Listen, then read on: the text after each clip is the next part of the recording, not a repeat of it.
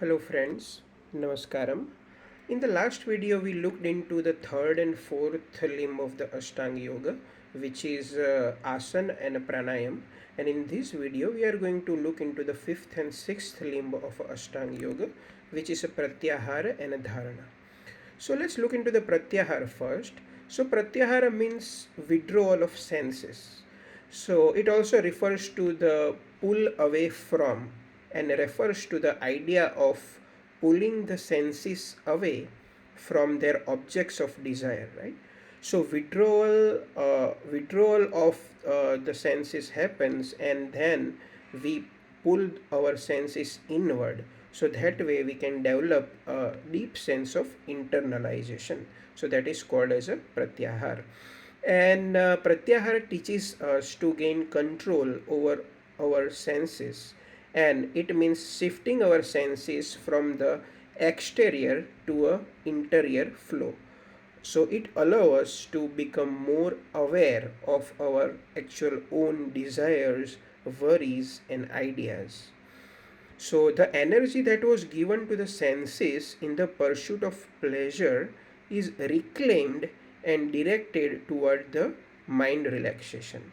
So generally we don't pay much attention to this stage of detachment from sensory stimuli in meditation, but actually it is really very important pratyahar, because in the if someone has studied Bhagavad Gita, in Bhagavad Gita also Lord Krishna says that there is a thought which is called as a Samkhya Vichar or Sankhya Yoga.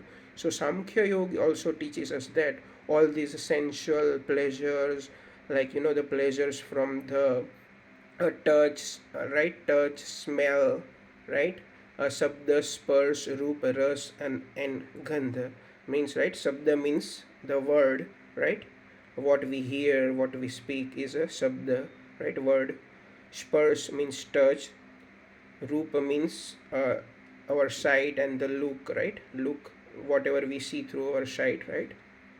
Rush means taste, and gandha means smell. So all these five sensual pleasures, right?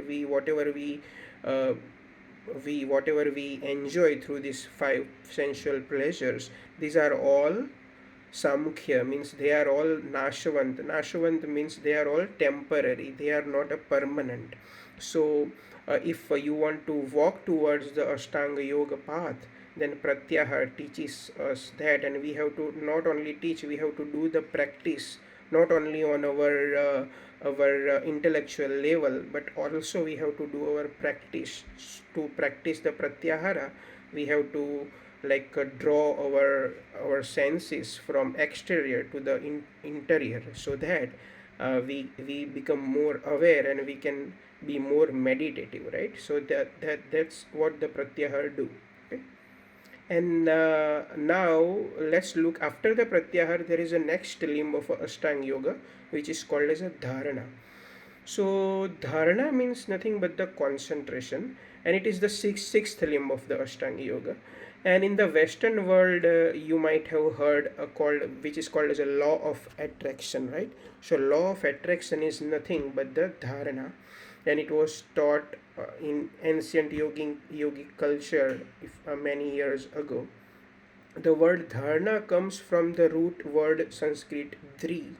Dhri means to hold.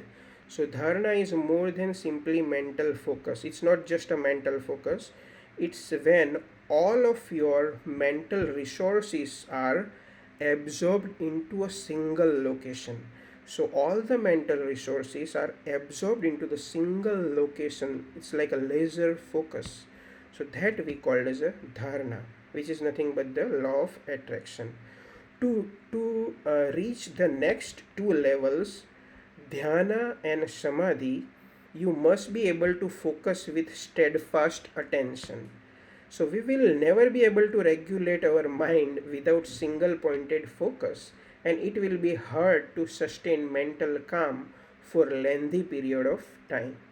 So that's why to get a mental calmness for like a lengthy period of time, we need to practice a dharana, right? So now our awareness is easily captured in the continual cycle of thoughts and emotions, right? So because we know, right, our mind's nature is like that. It gets trapped into the continuous thoughts, right, and emotions, right? Because the basic nature of the mind is innately dynamic, right?